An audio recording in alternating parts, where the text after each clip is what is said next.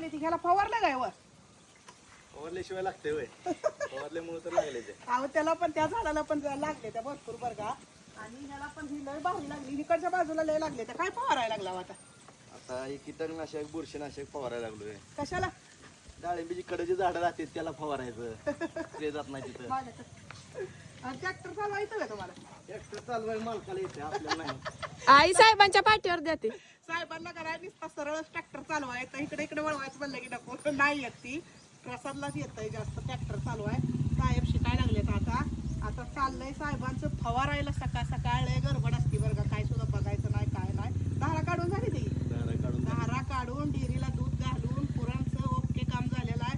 आता काय फवारायला चाललंय साहेब आमचं आता कीटकनाशक बुरशीनाशक डाळिंबीला कडेच्या झाडाला स्प्रे जात नाही तिथं मारायचं म्हणजे ह्यानं बोलवरनं सगळं फवारून घेतलंय बरं का बायानं.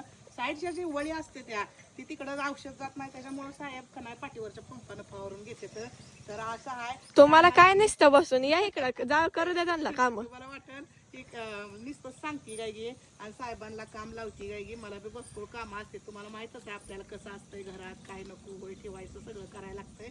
तर साहेब आमचं असं काम करायला लागलेत. आता तुम्हाला जर का नाही आणखीन माहिती असली शेतातली कुठलं काय असलं तर का नाही कमेंट करून नक्की सांगा. कोण शेतकरी काय आहे कोण शेतकरी भाव बघतेत तर तुम्हाला शेवग्याची डाळिंबीची काय माहिती येते ती बघा नाही आमच्या साहेबांना सगळं येतंय. जर तुम्हाला काय विचारायचं असलं तर कमेंटमध्ये नक्की विचारा आणि कमेंट करून सांगा. तर साहेब तुम्ही सांगणार ना औषधाची काय आहे ती सांगणार. तर चला